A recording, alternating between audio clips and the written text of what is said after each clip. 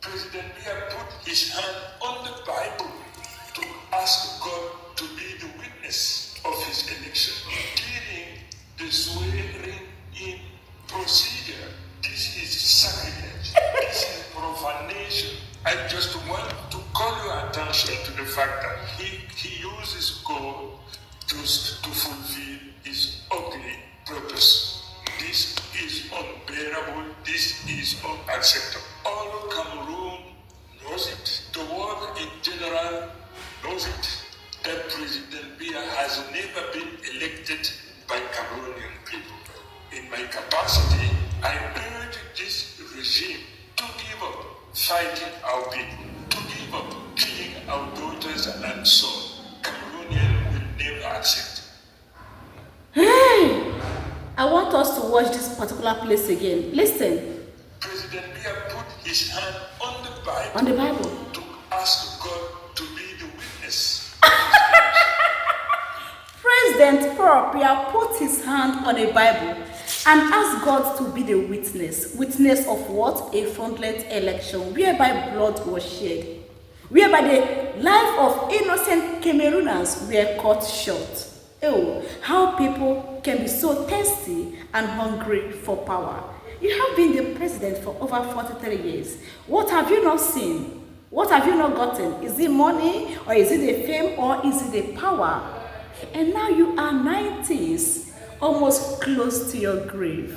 You are still requesting and insisting to remain the president of Cameroon. And you have the mind to use the Holy Bible. Place your hand on it and ask God to be the witness of what we, human beings, who watched the presidential election from the beginning to the end, we watched how everything played out, that he rigged himself into power. Then why are you calling God to be the witness? So African politicians are the same anywhere you go in the world. They can do anything for power. They can do anything to remain in power. If not, why should President Biya place his hand in a Holy Bible? Let me tell you something, please. I'm a Christian, but know that our political leaders are using the name of God to do evil. They are using the name of God and religion to brainwash us. If you come to my country, Nigeria, a whole lot is going on because of religion. Yes, you know what I'm talking about. Christian, Muslim, this, that. They will use the name of religion to capture the mind of ignorant Africans. If not, why should they even allow President Biya to place his hand on a Holy Bible and ask God to be the witness?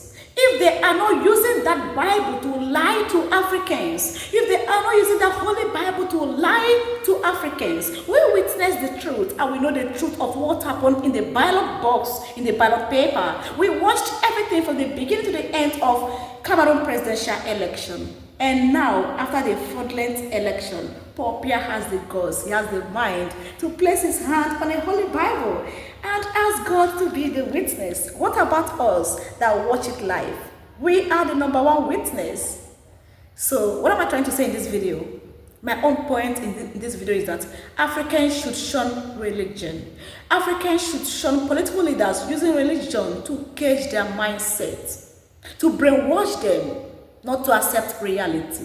Yes, God exists. Yes, there are different religions in Africa. Yes, but why should President Biya be allowed to use the Holy Bible if they are not using it to lie and brainwash Africans? Why should they allow him to use that same Holy Bible to call on God to be his witness? That is to say, all the things that Biya has been saying is all lies.